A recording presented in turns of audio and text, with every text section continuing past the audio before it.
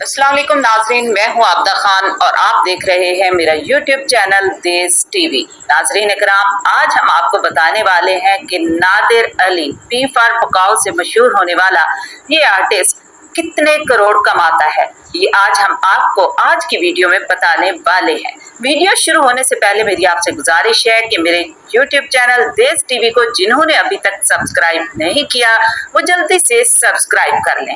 जी नाजरीन, चंद करोड़ नहीं बल्कि नादिर अली YouTube से कितने करोड़ कमाते हैं, शोएब अख्तर ने एक वीडियो में बहुत बड़ा इंकशाफ कर दिया।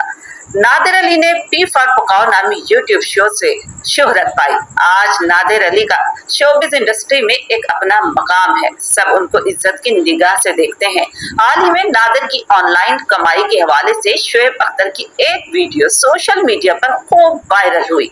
नाज़रीन इकराम, यहाँ पर मैं आपको ये भी बताती चलूँ कि आज हर तीसरे बंदे ने यूट्यूब चैनल अपना जो है ना लॉन्च किया हुआ है। कुछ लोग मायूस हो जाते हैं, पीछे हट जाते हैं, कहते हैं व्यूज नहीं आते, तो हिम्मत नहीं हारनी चाहिए और कुछ ना कुछ पोस्ट करते रहना चाहिए। हो सकता है किसी भी वक्त किस्मत का सितारा चमक जाए और आपके मिलियन में व्यूज चले जाएं।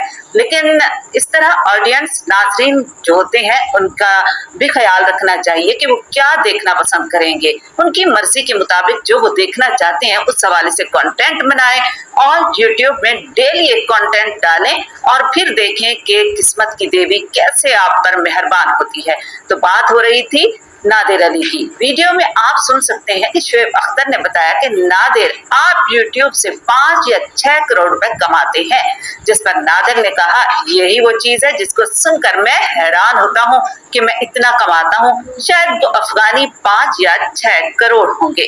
नादिर ने मजीद कहा कि मुस्तकिल मिजाजी बहुत जरूरी है, कामयाबी की कुंजी है। काम करते रहें, मायूस न हो और आगे बढ़ते जाएं। अपने कंटेंट पर काम करें, वो दिखाएं जो आवाम देखना चाहते हैं। आपको आवाम के मुतालबात पूरे करने होंगे और फिर ही आप अच्छा कमा सकते हैं। लेकिन पैसों वाली बात नादिर अली हजम कर गए। उन्होंने बताना मुनासिब नहीं समझा कि वो कितना कमा रहे हैं।